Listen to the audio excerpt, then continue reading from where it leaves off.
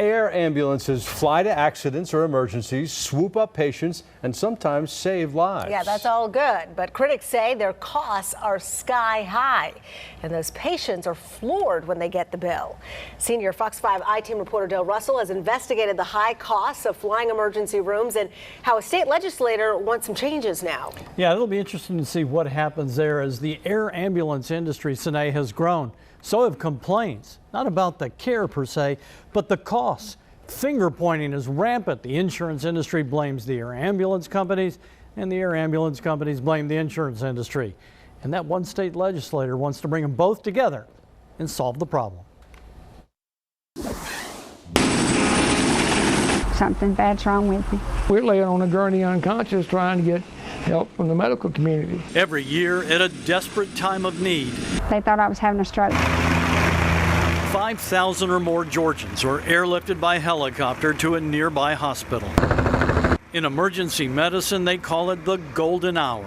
Survival rates rise dramatically with early care. These air ambulances can save lives. Ventilator in case a patient requires intubation. These flying emergency rooms come with state-of-the-art equipment, highly trained nurses, and paramedics. We would slide it all the way forward. But it also comes at a cost, quite a big cost. What'd you think when you opened the bill?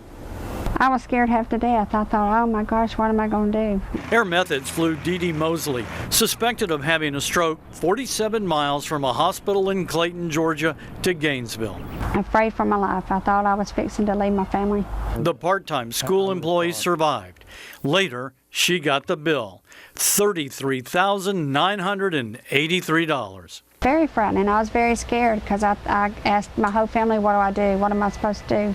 When she couldn't pay the bill, Air Methods filed a lien against her.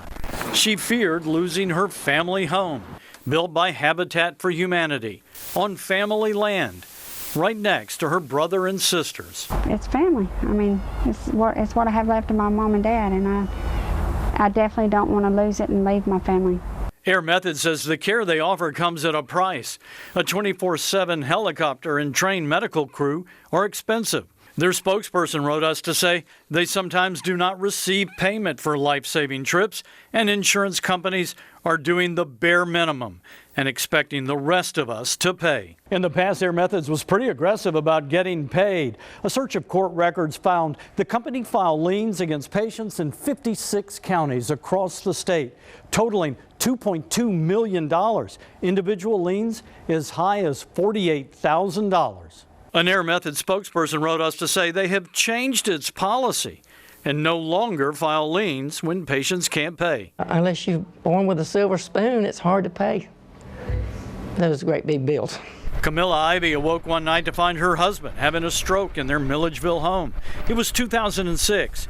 He was airlifted to Emory. The bill, 10 years ago, $14,000. Insurance paid only $3,000. An insurance industry spokesman agreed to talk with us, then changed his mind. He told us the air ambulance industry is an unregulated Wild West business with sky-high costs passed on to people who can pay.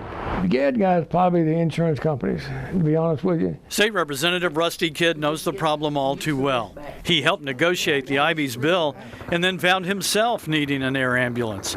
He was being carried down these stairs in his wheelchair.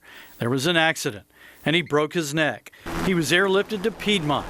He was stunned when he saw his $18,000 bill. He well almost passed out. And what's it cost to operate that helicopter per hour, and what's it cost for the personnel?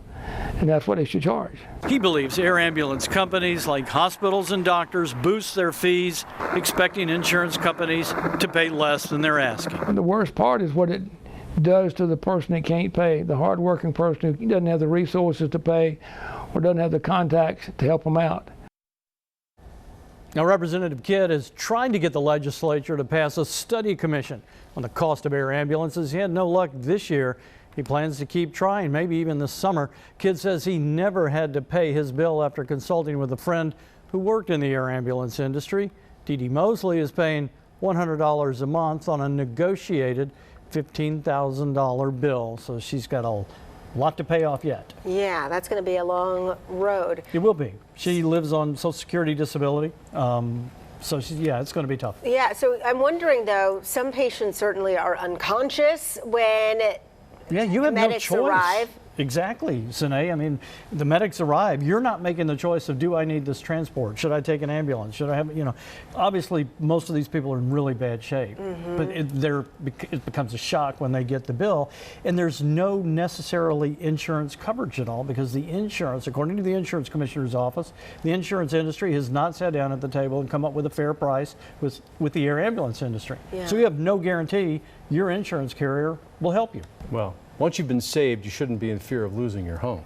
I will tell you, it was kind of a surprise to us when we saw the size of these bills, and that's why we thought this was worth looking into. Definitely. All right. Thank you so much, Dale. Dale, thanks.